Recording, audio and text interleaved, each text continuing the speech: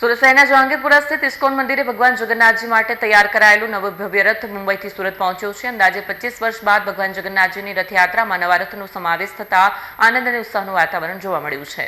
સુરત શહેરના જહાંગીરપુરા સ્થિત ઇસ્કોન મંદિરે ભગવાન જગન્નાથજી માટે તૈયાર કરાયેલું નવો ભવ્ય રથ મુંબઈથી સુરત પહોંચ્યો છે. અંદાજે 25 વર્ષ બાદ ભગવાન જગન્નાથજીની રથયાત્રામાં નવા રથનો સમાવેશ થતા આ વર્ષે રથયાત્રાની શોભામાં વિશેષ વધારો થવાનો છે. મુંબઈમાં વિશેષ કારીગરો દ્વારા પરંપરાગત શૈલી અને આધુનિક સુવિધાઓને ધ્યાનમાં રાખીને આ રથનું નિર્માણ કરવામાં આવ્યું છે. આગામી ભગવાન જગન્નાથની રથયાત્રામાં પ્રથમ વખત ભગવાન નવા રથમાં નગર ભ્રમણ કરશે.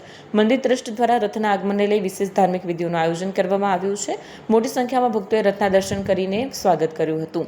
ઇસ્કોન મંદિરના આગેવાનોના જણાવ્યા મુજબ વર્ષોથી સેવા આપતો જૂનો રથ હવે નિવૃત્ત કરવામાં આવશે અને તેની જગ્યાએ નવો રથ મુખ્ય આકર્ષણ બનશે. આ વર્ષે સુરતની પરંપરાગત રથયાત્રા નવા રથ સાથે વધુ ભવ્ય બનશે.